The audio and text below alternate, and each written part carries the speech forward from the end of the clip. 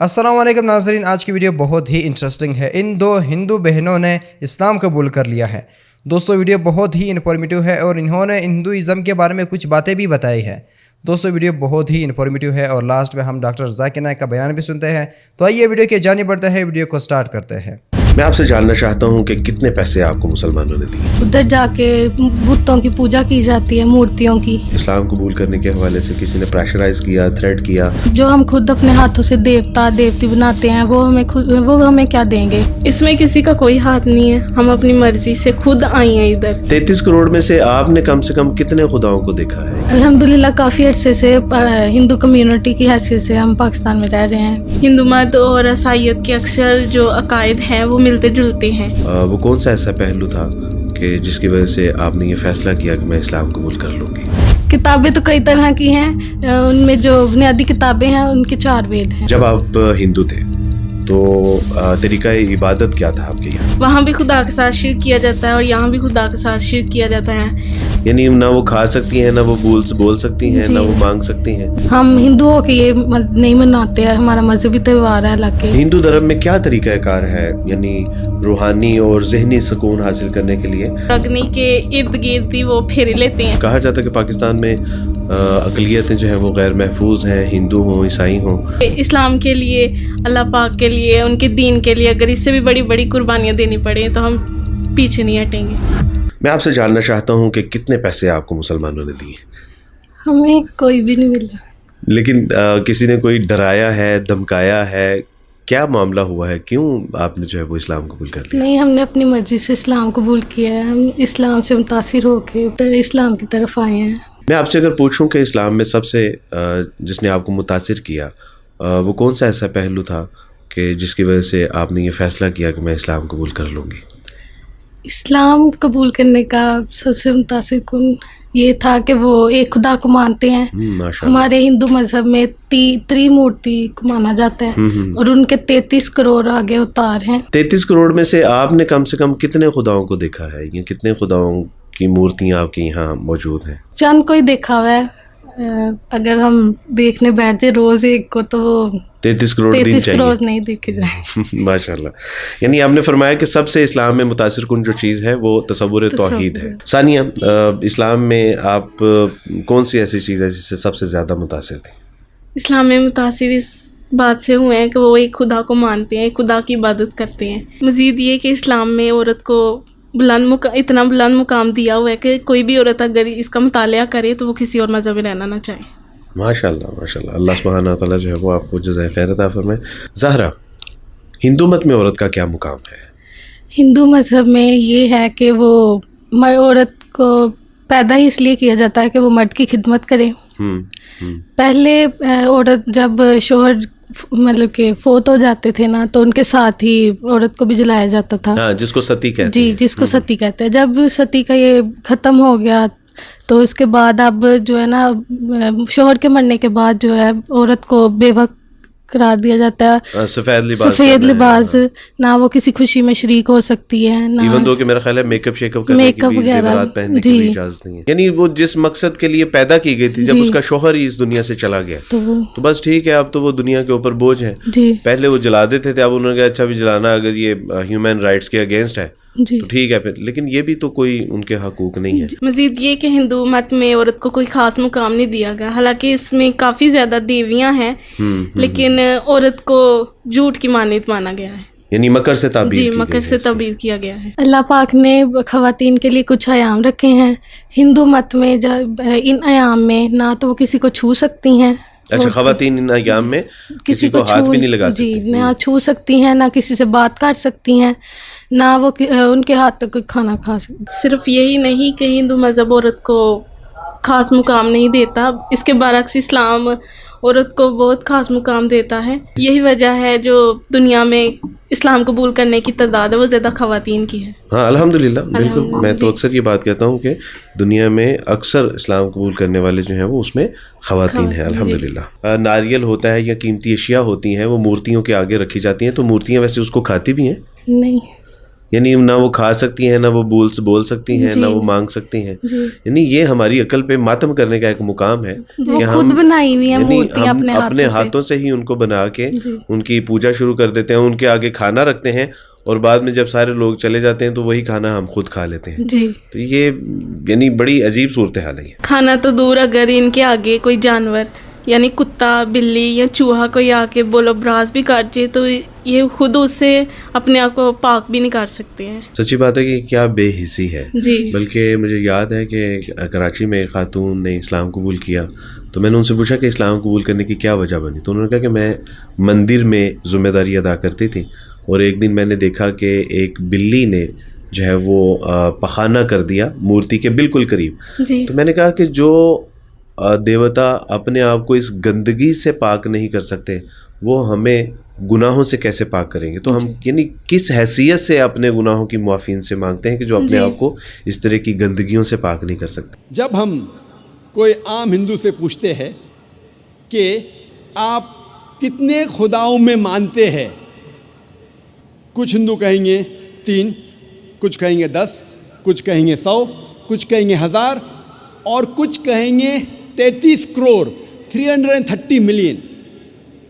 लेकिन जब हम एक विद्वान हिंदू से पूछते हैं जो अपने हिंदू ग्रंथ का मुताला कर चुका है कि हिंदू मज़हब में एक हिंदू को कितने खुदाओं में मानना चाहिए, तो वो हिंदू विद्वान कहेगा कि हिंदू को सिर्फ एक खुदा में मानना चाहिए और सिर्फ एक खुदा की इबादत करना चाहिए।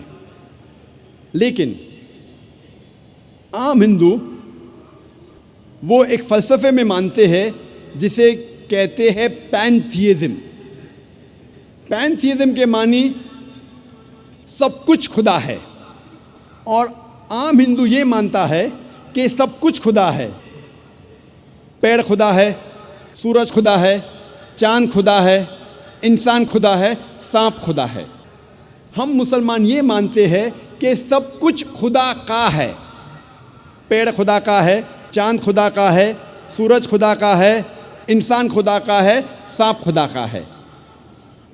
तो जो अहम फ़र्क आम हिंदू और आम मुसलमान में है कि आम हिंदू कहता है कि सब कुछ खुदा है और आम मुसलमान कहता है सब कुछ खुदा का है। ये अहम फ़र्क सिर्फ का है। अगर इस का के फ़र्क को मिटाएंगे तो हिंदू और मुसलमान एक हो जाएंगे। और इस फ़र्क को कैसे मिटाया जा सकता है? जिस तरीके से कुरान में लिखा है, सूरह इमरान सूरह नंबर 3 आयत नंबर 64 में, तालो इला कलिमतिन सवाइम बैना बैनकुम, आओ उस बात की तरफ जो आप और हम में यकसा है। सबसे पहली बात, अल्लाह नाबुद इल्लल्लाह, कि हम सिर्फ एक खुदा की इबादत करें। अभी हम तहकीक करेंगे कि हिंदू मज़हब की किताब में खुदा का तसव्वुर क्या है। हिंदू मज़हब में एक अहम किताब है जिसका नाम है उपनिषद। जब हम पढ़ते हैं Chandogya Upanishad chapter number 6 section number 2 verse number 1, उसमें लिखा है एकम एविदित्यम। ये एक संस्कृत श्लोक है जिसके मानी है खुदा एक है, ईश्वर एक है, दूसरा नहीं है। लिखा है श्वेताश्वतर उपनिषद में अध्याय नंबर 6 श्लोका नंबर 9 में, नाचस्य कसिज जनिता न चदीपा, उस ईश्वर की कोई वालदेन नहीं है, कोई रब नहीं है। ईश्वर के कोई वालिद नहीं है, कोई वालदा नहीं है, ईश्वर के ऊपर कोई नहीं है। लिखा है श्वेताश्वतर उपनिषद में अध्याय नंबर 4 श्लोका नंबर 19 में, न तस्य प्रतिमा अस्ति, उस ईश्वर की कोई प्रतिमा नहीं है। प्रतिमा एक संस्कृत लफ्ज़ है जिसके मानी है अक्स। उस ईश्वर की कोई प्रतिमा नहीं है, कोई अक्स नहीं है, कोई फोटोग्राफ नहीं है, कोई पेंटिंग नहीं है, कोई पोर्ट्रेट नहीं है, कोई बुत नहीं है, कोई मूर्ति नहीं है, कोई स्टैच्यू नहीं है, कोई स्कल्पचर नहीं है। लिखा है न तस्य प्रतिमा अस्ति, उस ईश्वर की कोई प्रतिमा नहीं, कोई अक्स नहीं, कोई फोटोग्राफ नहीं, कोई पेंटिंग नहीं, कोई पोर्ट्रेट नहीं, कोई मूर्ति नहीं, कोई बुत नहीं, कोई स्टैच्यू नहीं, कोई स्कल्पचर नहीं। और हिंदू मज़हब में सबसे ज़्यादा पढ़ी जाने वाली किताब है भगवत गीता। भगवत गीता में लिखा है अध्याय 7 श्लोक नंबर 20 में, all those whose intelligence has been stolen by material desires they worship demigods. मतलब जिसकी अकल दुनियावी चीज़ों के पीछे भागती है वो लोग खुदा के अलावा दूसरे किसी चीज़ की इबादत करते हैं। जब हम तफसीर पढ़ते हैं, कई भगवत गीता की तफसीर में लिखा है कि जो लोग की बुद्धि, जो लोग की अकल पैसे के पीछे भागती है या दुनियावी चीज़ों के पीछे भागती है, वो बुत परस्ती करते हैं, खुदा के अलावा दूसरी चीज़ की इबादत करते हैं। लिखा है भगवत गीता में अध्याय 10 श्लोक नंबर 3 में, वो लोग जानते हैं कि मैं लाफानी हूँ, वो लोग जानते हैं कि मैं जन्म नहीं लिया है और मैं सारे आलमीन का मालिक हूँ। हिंदू मज़हब में सबसे ऊंची किताब है वेद। अगर वेद और दूसरी हिंदू मज़हब की किताब में टकराव होता है तो हमें मानना चाहिए वेद। वेद हिंदू मज़हब की सबसे ऊंची किताब है। जब हम वेद पढ़ते हैं, इसमें लिखा है यजुर्वेद में अध्याय नंबर 32 श्लोक नंबर 3 में, न तस्य प्रतिमा अस्ति, उस ईश्वर की कोई प्रतिमा नहीं है। जैसे मैंने कहा, प्रतिमा एक संस्कृत लफ्ज़ है जिसके मानी है अक्स, फोटोग्राफ, पेंटिंग, पोर्ट्रेट, बुत, मूर्ति, स्कल्पचर। न तस्य प्रतिमा अस्ति, उस ईश्वर की कोई प्रतिमा नहीं, कोई अक्स नहीं, कोई फोटोग्राफ नहीं, कोई पेंटिंग नहीं, कोई पोर्ट्रेट नहीं, कोई बुत नहीं, कोई मूर्ति नहीं, कोई स्कल्पचर नहीं, कोई स्टैच्यू नहीं। लिखा है यजुर्वेद में अध्याय नंबर 40 श्लोक नंबर 8 में कि ईश्वर पाक है, उसका कोई अक्स नहीं। लिखा है यजुर्वेद में अध्याय नंबर 40 श्लोक नंबर 9 में, अंधात्म प्रविशन्ति या असंभूति उपास्ते। अंधात्म मतलब अंधकार, प्रविशन्ति मतलब दाखिल होना, असंभूति मतलब वो चीज़ें जो नेचुरल है, जो कुदरती है। तो ये श्लोक में यजुर्वेद अध्याय नंबर 40 श्लोक नंबर 9 में लिखा है, वो लोग अंधकार में दाखिल हो रहे हैं, वो लोग जो असंभूति की इबादत करते हैं, जो कुदरती चीज़ों की इबादत करते हैं, मिसाल के तौर पे हवा, पानी, आग वगैरह। और ये श्लोक में आगे लिखा है, वो लोग और घोर अंधकार में दाखिल हो रहे हैं, वो लोग जो संभूति की इबादत करते हैं। संभूति की मानी इंसान की बनाई हुई चीज़ें, मिसाल के तौर पे टेबल, चेयर, बुत, मूर्ति वगैरह। कहाँ लिखा है? यजुर्वेद अध्याय नंबर 40 मंत्र नंबर 9 में।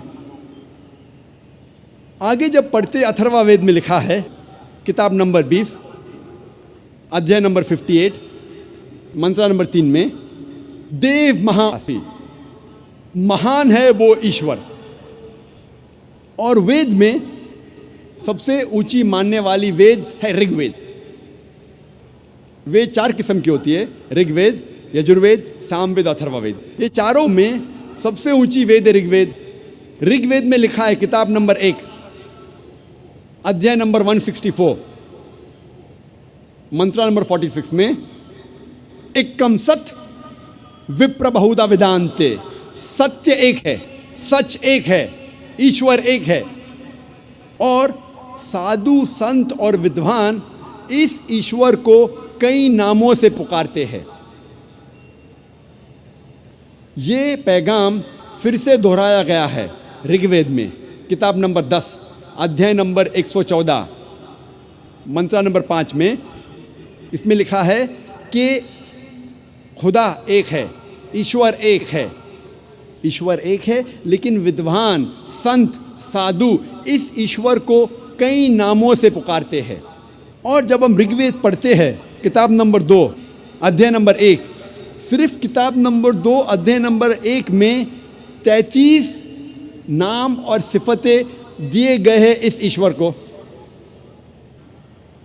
इनमें से एक है ऋग्वेद किताब नंबर 2 में अध्याय नंबर 1 में मंत्र नंबर 3 में ब्रह्मा। ब्रह्मा कहा जाता है उस ईश्वर को जो बनाने वाला है। जब हम अंग्रेजी में तर्जुमा करते हैं तो इसे कहते हैं क्रिएटर। जब उर्दू या अरबी में तर्जुमा करते इसे कहते हैं खालिक। हम मुसलमानों को कोई एतराज़ नहीं अगर कोई कहता है कि खुदा या ईश्वर खालिक है या क्रिएटर है या बनाने वाला है, लेकिन अगर कोई शख्स कहता है क्या ब्रह्मा खुदा है जो बनाने वाला है लेकिन उसके 4 सिर है और हर सिर पर क्राउन है, हम मुसलमान इस पे एतराज़ लेते हैं क्योंकि आप ईश्वर को अक्स दे रहे हैं। और साफ तौर पे लिखा है श्वेता उपनिषद में अध्याय नंबर 4 श्लोका नंबर 19 में, न तस्य प्रतिमा अस्ति, उस ईश्वर की कोई प्रतिमा नहीं, कोई अक्स नहीं, कोई फोटोग्राफ नहीं, कोई पेंटिंग नहीं, कोई पोर्ट्रेट नहीं, कोई मूर्ति नहीं, कोई बुत नहीं, कोई स्टैच्यू नहीं, कोई स्कल्पचर नहीं। एक और सिफत या नाम ऋग्वेद किताब नंबर 2 अध्याय नंबर 1 मंत्र नंबर 3 में दिया गया है, वो है विष्णु। विष्णु कहते हैं पालने वाले ईश्वर को। अगर अंग्रेजी में तर्जुमा करते तो हो जाता है सस्टेनर, चेरिशर। उसको अरबी या उर्दू में तर्जुमा करते हो जाता है रब। हम मुसलमानों को कोई एतराज़ नहीं अगर कोई कहता है कि खुदा या ईश्वर रब है, सस्टेनर है, चेरिशर है, पालने वाला है। लेकिन अगर कोई शख्स ये कहता है कि विष्णु पालने वाला खुदा है, पालने वाला ईश्वर है और उस ईश्वर के 4 हाथ है जैसे इंसानों जैसे, और एक हाथ में चक्रा है और दूसरे हाथ में कौंच है और वो पानी पे जा रहा है सांपों पे बैठकर, या हवा में उड़ रहा है एक परिंदा जिसका नाम है गरुड़ा पर, हम मुसलमान इस पर एतराज़ करते हैं क्योंकि आप खुदा को अक्स दे रहे हैं। और आप यजुर्वेद अध्याय नंबर 32 मंत्र नंबर 3 के खिलाफ जा रहे हैं जिसमें लिखा है न तस्य प्रतिमा अस्ति, उस ईश्वर की कोई प्रतिमा नहीं, कोई अक्स नहीं, कोई फोटोग्राफ नहीं, कोई पोर्ट्रेट नहीं, कोई पेंटिंग नहीं, कोई बुत नहीं, कोई मूर्ति नहीं, कोई स्कल्पचर नहीं, कोई स्टैच्यू नहीं। जब हम ऋग्वेद पढ़ते हैं, ऋग्वेद में लिखा है किताब नंबर 8 में अध्याय नंबर 1 मंत्र नंबर 1 में, माँ चिदन यदि संसद, इबादत सिर्फ वो एक ईश्वर की करो, सिर्फ उसकी प्रशंसा करो। लिखा है ऋग्वेद में किताब नंबर 6 अध्याय नंबर 45 मंत्र नंबर 16 में, या एक मुश्ती ही, प्रशंसा सिर्फ वो एक खुदा की करो, सिर्फ उसकी इबादत करो। और हिंदू मज़हब में जो ब्रह्मा सूत्रा है, जो हिंदू मज़हब का कलमा है, वो है एकम ब्रह्म द्योत्या नास्ते नेना नास्ते किंचन, भगवान एक ही है, दूसरा नहीं है, नहीं है, नहीं है, जरा भी नहीं है। There is only one god, not a second one, not at all, not at all, not in the least bit. जब हम हिंदू मज़हब की किताबों का मुताला करते हैं, हमें पता लगता है कि हिंदू मज़हब में लिखा है कि एक ही ईश्वर, एक ही खुदा की इबादत करो, जिसकी कोई प्रतिमा नहीं, जिसका कोई अक्स नहीं, जिसका कोई फोटोग्राफ नहीं, कोई पेंटिंग नहीं, कोई पोर्ट्रेट नहीं, कोई बुत नहीं, कोई मूर्ति नहीं, कोई स्टैच्यू नहीं, कोई स्कल्पचर नहीं। अगर आपको समझना है कि हिंदू मज़हब में खुदा या ईश्वर का सही तस्वुर क्या है, तो आपको हिंदू मज़हब की किताबों का मुताला करना चाहिए। जी नमस्कार जाकिर साहब, मेरा नाम है राजेश्वर। मैं नवी मुंबई नेरुल से आया हूँ और मुझे यहाँ पर लेकर आया है मेरे दोस्त श्री अजीम मुल्तानी ने। तो मैं एक प्राइवेट कंपनी में नौकरी करता हूँ। तो मेरा ये कहना है, हम जो लोग बोलते हैं कि मैं हिंदू हूँ, मुसलमान बोलता है मैं मुसलमान हूँ, सिख बोलता है मैं सिख हूँ, क्रिश्चियन बोलता है मैं ईसाई हूँ, तो सब लोग अपने अपने धर्म का अपना परिचय देते हैं। तो मेरा सवाल ये है कि इस धर्म को बनाया किसने है, और अगर बनाया है तो किस मकसद से बनाया है। क्या हम सिर्फ एक धर्म को मान नहीं सकते हैं जो कि इंसानियत धर्म है, और कोई धर्म को न माने, न हिंदू, न मुस्लिम, न सिख, न ईसाई, और किसी भी धर्म को कबूल करवाना क्या ज़रूरी है? भाई साहब का अच्छा सवाल है, बहुत अच्छा सवाल है। और एक सवाल साथ में इसमें जुड़ा हुआ है सर, मैं पूछना चाहूँगा, बिना किसी धर्म को कबूले बगैर क्या इंसान नेक और सही रास्ते पे चल नहीं सकता है? और ये जो अपने अपने धर्म के गुरु हैं, वो किस लिए अपने धर्म का प्रचार करते हैं और किस मकसद से करते हैं? ये मेरा प्रश्न है।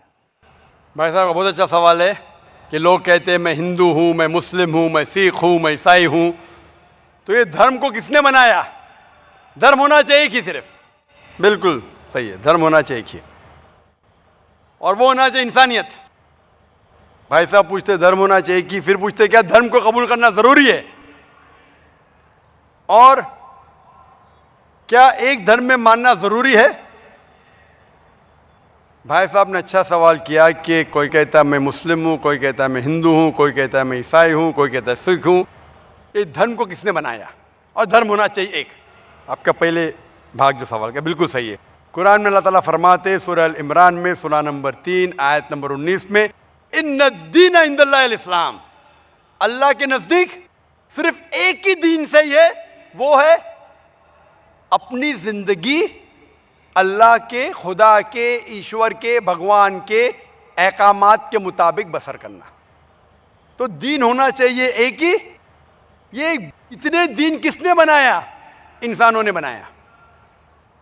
हमारा खालिक, हमारा मालिक, हमारा रब, हमारा ईश्वर, हमारा भगवान, हमारा अल्लाह सिर्फ एक ही दीन बनाया, एक ही मजहब बनाया, वो है अमन हासिल करना, शांति हासिल करना, सलामती हासिल करना, अपने खालिक के अहकामात के मुताबिक जिंदगी बसर करने के बाद। इसीलिए दीन, मजहब खालिक ने सिर्फ एक ही भेजा, लेकिन वक्त के दौरान मिलावट होते गए, मिलावट होते गई। मिलावट होने की वजह से अल्लाह ने दूसरे नबी भेजे, दूसरी किताब भेजी, फिर मिलावट हुई और दूसरे पैगंबर भेजे और एक किताब भेजे उसे सही करने के लिए। इस तरीके से अल्लाह के रसूल मोहम्मद सल्लल्लाहु अलैहि वसल्लम फरमाते कि अल्लाह ने इस जमीन पे 1,24,000 पैगंबर भेजे, कई किताबें भेजे, आखिरी किताब कुरान मजीद। कुरान में लिखा है सूरह राद में सूरा नंबर 13 आयत नंबर 7, वलिकुल्लि कौमिन हाद, कि हर कौम पे मैंने पैगंबर भेजा। सूरह राद सूरा 13 आयत नंबर 7, और सूरह राद सूरा नंबर 13 आयत नंबर 38 में कि हर दौर में हमने एक किताब नाजिल की, आखिरी किताब है कुरान, आखिरी पैगंबर मोहम्मद सल्लल्लाहु अलैहि वसल्लम। हमारे खालिक ने एक ही मजहब भेजा, हमने उसमें मिलावट पैदा की। मजहब का अगर सही मानी ले, हिंदू की क्या मानी? हिंदू की मानी ये है कि जो इंसान हिंदुस्तान में रहता है, जो इंडस वैली के इस तरफ रहता है, उसे कहते हैं हिंदू। ये लफ्ज सबसे पहले बार इस्तेमाल किया था अरबों ने हिंदुस्तानी के लिए। इस लफ्ज के एतबार से मैं हिंदू हूं। उसके बाद लोगों ने कहा कि नहीं, हिंदू वो है जो बुत परस्ती करता, वो गलत है। तो सही मानी हिंदू के मैं हिंदू हूं। ईसाई के मानी क्या? ईसाई के मानी जो ईसा अलैहिस्सलाम के पैगाम पे अमल कर रहा है, ईसा अलैहिस्सलाम ने जो चीज सिखाई उस पर अमल करता है। मैं कहता हूं कि मैं जो अपने आप को ईसाई कहते हैं उससे ज्यादा ईसाई हूं, क्योंकि मैं ईसा अलैहिस्सलाम के बातों पे और अमल करता हूं बनिस्बत वो लोग जो अपने आप को ईसाई कहते हैं, तो उस लिहाज से मैं और पक्का ईसाई हूं। जू का मतलब क्या? जू का मतलब वो जो खुदा से, अल्लाह से मोहब्बत करता है। मैं अल्लाह से मोहब्बत करता हूं। मुस्लिम के मानी क्या? मुस्लिम के मानी वो इंसान जो अमन सलामती हासिल करता है अपनी जिंदगी को अल्लाह के अहकामात के मुताबिक बसर करने के बाद। मैं मुस्लिम हूं। आप समझ रहे? ये मिलावट बाद में आई, जो ईसा अलैहिस्सलाम ने सीखा उसमें मिलावट आई। तो धर्म सिर्फ एक होना चाहिए। आपका दूसरा भाग, हम क्यों ना सिर्फ इंसानियत पे अमल करें। भाई साहब, आप अच्छे मुसलमान बनने के लिए सबसे पहले आपको अच्छा इंसान बनने पड़ेगा। अच्छा इंसान बनना मतलब, एक मिसाल दे रहा हूं जो मैंने कल दिया था। अच्छा इंसान बनना मतलब स्कूल पास करना। अच्छा मुसलमान बनना मतलब पीएचडी। तो पीएचडी करने के लिए पहले 10वीं तो पास करने पड़ेगा। 10वीं पास करने के बाद ही पीएचडी कर सकते। आप बोले 10वीं के बाद मैं खुश हूं, नहीं, मैं पीएचडी के बाद खुश हूं। तो अच्छा मुसलमान बनने के लिए अच्छा इंसान बनना जरूरी है। जैसा मैंने शुरू में कहा, आप एक मुझे इस्लाम की तालीम बताओ जो इंसानियत के खिलाफ है, एक भी नहीं। तो इस्लाम मजहब इंसानियत का है, लेकिन इंसानियत के अलावा और चीज आपको सिखा रही है। क्या कह रही है? शराब मत पियो। अब इंसानियत में शराब पी सकते क्या? नहीं, इंसानियत की किताब में आप शराब पी सकते। हमारा खालिक बोलता है नहीं, शराब पीने से क्या होता है? आज जितने बलात्कार हो रहे, 80% से ज्यादा जो आदमी बलात्कार कर रहा है, या वो औरत जिस पे बलात्कार हो रहा है, या दोनों, तीनों में से एक शराब के नशे में था। इधर वो बलात्कार करने वाला शराब के नशे में था, या जो औरत पे बलात्कार हुआ गया, या दोनों शराब के नशे में थे, 80%। इसलिए हमारा खालिक, हमारा रब कहता है शराब मत पियो। इंसानियत कहती है शराब पियो। आप किस में मानेंगे, इंसानियत या रब में? तो इसीलिए मुस्लिम बनना इंसानियत का पीएचडी है। अच्छा इंसान बनना मतलब स्कूल पास करना।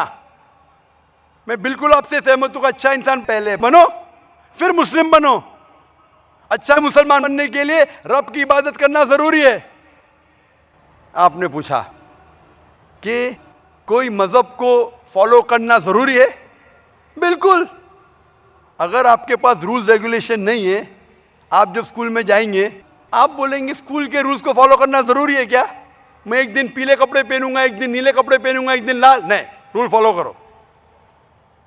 सब लोग साथ में ABCD, नहीं मैं ACDB पढ़ूंगा, Z पढ़ूंगा, नहीं ABCDEFG, कायदे से पढ़ो। आप कोई कायदा फॉलो, अब बोलेंगे रूल फॉलो करना जरूरी है, मैं लेफ्ट हैंड पे नहीं चलाऊंगा, राइट हैंड पे चलाऊंगा। हिंदुस्तान में तो राइट हैंड ड्राइव, अमेरिका में तो लेफ्ट हैंड ड्राइव। नहीं, लाल के ऊपर मतलब मैं जाऊंगा, ग्रीन मतलब मैं ठहर जाऊंगा। रूल नहीं फॉलो करेंगे तो कैसा जिएंगे, कैसा गाड़ी चलाएंगे? तो जब गाड़ी चलाने के लिए रूल फॉलो करने पड़ता है, तो जिंदगी बसर करने के लिए रूल नहीं फॉलो करेंगे? ये जाहिल इंसान कहेगा। होशियार इंसान ने, और मैं समझता हूं आप तो होशियार इंसान है। गाड़ी चलाने के लिए रूल चाहिए, स्कूल में जाने के लिए रूल चाहिए, जिंदगी बसर करने के लिए रूल नहीं। आप बोलेंगे मैं नाक में से खाऊंगा, चलेगा नहीं, मैं मुंह में से खाओ। आप समझ रहे? तो ये हमारा खालिक। आप जब बीमार होते किसके पास जाते? डॉक्टर के पास जाते। डॉक्टर को इल्म है इंसान के जिस्म के बारे में। वो खालिक और सबसे बड़ा डॉक्टर है, वो जानता है क्या अच्छा है क्या बुरा है। इसीलिए खालिक जो कहता है, हम आपको बनाने वाला जो कहता है, उसके अहकामात पे चलने से अच्छे मुसलमान बन सकते और सबसे ज्यादा सफल मुसलमान बन सकते और इंसान बन सकते। मैं पूछना चाहता हूं, आप मानते हैं खालिक में? खालिक का मतलब मुझे नहीं पता। बनाने वाला, आप एक ईश्वर में मानते, एक खुदा में मानते या अनेक खुदा में मानते? नहीं, मैं तो सभी जगह जाता हूँ, मंदिर जाता हूँ, मस्जिद जाता हूँ, लेकिन मैं किसी को मानता नहीं। मैं सिर्फ यही मानता हूँ कि मैं भी मंदिर जाता हूँ, मस्जिद, मैं भी मंदिर जाता हूँ, मस्जिद जाता हूँ। एक पावर जो है, जो हमको रूल करती है, मैं उस चीज को मानता हूँ। एक पावर, दो पावर नहीं ना, एक पावर जो है। वही तो पूछ रहा हूँ मैं, एक पावर को मानते हैं, दो पावर को मानते हैं? एक ही पावर को मानता हूँ। मैं भी एक पावर को मानता हूँ। मंदिर भी जाता हूँ, मस्जिद भी जाता हूँ, लेकिन मंदिर जाके बुत परस्ती नहीं करता हूँ, मूर्ति पूजा नहीं करता हूँ, क्योंकि वो पावर कहती है मूर्ति पूजा मत करो। मूर्ति मतलब वो पावर वाले को आप कम पावर दे रहे, बराबर ना? तो हिंदू मजहब कहता है मूर्ति पूजा मत करो, ईसाई मजहब कहता है मूर्ति पूजा मत करो, कुरान कहता है मूर्ति पूजा मत करो। एक पावर, उसको पावर कहो, ईश्वर कहो, खुदा कहो, अल्लाह कहो, लेकिन एक है ना कि दो है? एक ही है, बिल्कुल से एक पावर को मानते, बिल्कुल, यानी एक ईश्वर को मानते, बिल्कुल, एक खुदा को मानते, बिल्कुल, एक अल्लाह को मानते, बिल्कुल। आप मानते हैं कि बुत परस्ती, मूर्ति पूजा गलत है? गलत तो है लेकिन मैं करता हूँ। हाँ, यही तो बात है। आप मानते हैं गलत, अल्हम्दुलिल्लाह, करते वो गलत चलते आ रहा है, बचपन से चलते आ रहा है। मेरे परदादा भी कहते थे कि जमीन चपटी है, लेकिन मैं जब स्कूल में जाता हूँ डॉक्टर बन गया। बट हम मूर्ति की पूजा करने की वजह से मैं मानता हूँ कि मैं गॉड फियरिंग हूँ, मुझे डर है, मेरे वालिद गलत काम से बचता हूँ। हाँ, गलत काम करते लेकिन गलत काम से बचते, दोनों में टकराव है। आप गलत काम से बचते फिर बोलते गलत काम करते। मूर्ति की पूजा करने से मैं गलत काम से बचता हूँ, आपने कहा, मैं मानता हूँ। आपने कहा मूर्ति पूजा करना गलत है, मैं मूर्ति पूजा करता हूँ, गलत काम से बचता हूँ, तीनों में टकराव है। मैं हिंदी में जरा कमजोर हूँ। आपने कहा कि मूर्ति पूजा करना गलत है, लेकिन फिर भी मैं करता हूँ और गलत काम से बचता हूँ, दोनों कॉन्ट्रडिक्टिंग है। शराब पीना गलत है, फिर भी पीता हूँ और गलत काम नहीं करता। अरे पीऊंगा तो बलात्कार करूंगा ना। मैं नहीं पीता हूँ। आपने पीते, अच्छी बात है, अल्हम्दुलिल्लाह। आपके वेद में लिखा है, बाइबल में लिखा है, कुरान में लिखा है, तो क्यों करते? बचने का है तो उस पावर, उस ताकत, उस अल्लाह, उस खुदा, उस भगवान के अहकामात पे अमल करो। मूर्ति पूजा करने से क्या मिलेगा आपको? आप कुरान मजीद पढ़ो, कुरान मजीद आखिरी पैगाम है उस पावर का। तो अगर आप जानते हैं कि मूर्ति पूजा गलत है, तो गलत काम से क्या सही रास्ता मिल सकता है? चोरी करना गलत है, लेकिन मैं क्या करता हूँ? चोरी करता हूँ और गरीबों में बांटता हूँ, सही है? गलत है, गलत है। चोरी करना गलत है, आप मानते, क्या चोरी करता हूँ लेकिन गरीबों में बांटता हूँ। अरे गरीबों में बांटने का तो मेहनत करके बांटो ना, चोरी करके मेहनत मत करो, मेहनत करके मेहनत करो और हलाल की कमाओ और गरीबों में बांटो। उसी तरीके से जो आप जानते हैं मूर्ति की पूजा गलत है, फिर क्यों करते? क्योंकि आपके परदादा करते आए हैं। मेरे परदादा कहते थे दुनिया चपटी है, लेकिन मैं कहता हूं दुनिया गोल है क्या चपटी है? गोल। आपके परदादा क्या कहते थे? चपटी क्या गोल? गोली कहते थे। परदादा? आपके बाप दादा ने परदादा गोली कहते थे। कभी 1000 साल पहले? बिल्कुल। आपके दादा का नाम क्या था? पता नहीं। हाँ, तो आप खाली हवा में फेंक रहे हैं। इंसानियत 1000 साल पहले कहती थी कि दुनिया चपटी है। आपके परदादा का नाम क्या? मैं नाम लिखूंगा ना साइंटिस्ट बुक में। आपके परदादा का नाम क्या है? पता आपके परदादा क्या कहते थे? दुनिया चपटी है क्या गोल है? मैं कुछ नहीं कह सकता इसके बारे में, क्योंकि मैंने सुना नहीं है क्या कहते थे। लेकिन साइंस कहती है, मेरे परदादा और आपके परदादा कहते थे कि चपटी है। आप मानते हैं चपटी है? नहीं, क्योंकि आप तरक्की कर चुके। जब तरक्की करते हैं, गलत चीज को छोड़ देने का है। अभी बुत परस्ती करेंगे या छोड़ देंगे? कोशिश करूंगा छोड़ने की। हाँ, ये बात हुई ना, ये मर्दानी बात हुई ना। माशाल्लाह, ये अच्छी बात है कि भाई साहब मानते एक पावर में, एक खुदा में, एक ईश्वर में, एक भगवान में। बुत परस्ती गलत है और कोशिश करेंगे इसको छोड़ने की। आप मानते हैं कि मोहम्मद सल्लल्लाहु अलैहि वसल्लम पैगंबर है? पता नहीं, मुझे नहीं मालूम। इसीलिए मैं चाहूंगा कि आप कुरान मजीद पढ़िए। मैं आपको कुरान मजीद का तर्जुमा दूंगा। अंग्रेजी जानते तो अंग्रेजी में दूंगा, हिंदी जानते हिंदी में दूंगा। पढ़िए, इससे आप हिदायत पाएंगे और इंशाअल्लाह जो भी मुश्किलात है आप मुझे पूछ सकते हैं या हमारे इदारे को लिख सकते हैं। और जब आप एकदम संतुष्ट हो जाएंगे कि सही किताब है, फिर आप एकदम अच्छे, अभी आप इंसान हैं, अच्छे इंसान हैं और अच्छे PhD बनेंगे। उस दिन का मैं इंतजार करूंगा। शुक्रिया, शुक्रिया, शुक्रिया। तो मेरे प्यारे मोअज़्ज़िज़ नाज़रीन, ये थी हमारी आज की वीडियो। इन दो बहनों की बातें तो आप लोगों ने सुन लिया। इन्होंने इस्लाम कबूल कर लिया है। ये पहले हिंदू थे और इन्होंने हिंदुइज़म के बारे में कुछ बातें भी बताया। दोस्तों, मीडिया पे तो आपने अक्सर देखा होगा कि इस्लाम को कहते हैं कि इस्लाम में औरतों का कोई इज़्ज़त नहीं है। मीडिया का तो यही काम है इस्लाम को बदनाम करना। और दोस्तों, आपने कहीं जगह पे ये देखा होगा और आज आपने इन लोगों से सुना, इन्होंने इस्लाम को समझा और इन्हें ये यकीन हो गया कि सब धर्मों से, सब मज़हबों में से इस्लाम ही वो मज़हब में जिसमें औरतों का इज़्ज़त है, औरतों का हकूक़ है, औरतों का सब कुछ है। तो दोस्तों, उम्मीद है कि आपको वीडियो पसंद आई हो और डॉक्टर ज़ाकिर नायक का बेहतरीन सा लेक्चर भी आप लोगों ने सुन लिया। उम्मीद है कि आपको वीडियो पसंद आई हो। दोस्तों, ज़ाकिर नायक के बारे में अपनी कीमती राय का इजहार कमेंट सेक्शन में ज़रूर कीजिए और इन दो बहनों के बारे में भी अपने राय का इजहार कमेंट सेक्शन में ज़रूर कीजिएगा। वीडियो कैसी लगी, वीडियो को लाइक और चैनल को सब्सक्राइब करना बिल्कुल ना भूलिए और बेल आइकन ज़रूर प्रेस करें ताकि आपको न्यू वीडियो आने की नोटिफिकेशन मिल जाए। तो मिलते हैं नेक्स्ट वीडियो में, तब तक के लिए अल्लाह हाफिज़।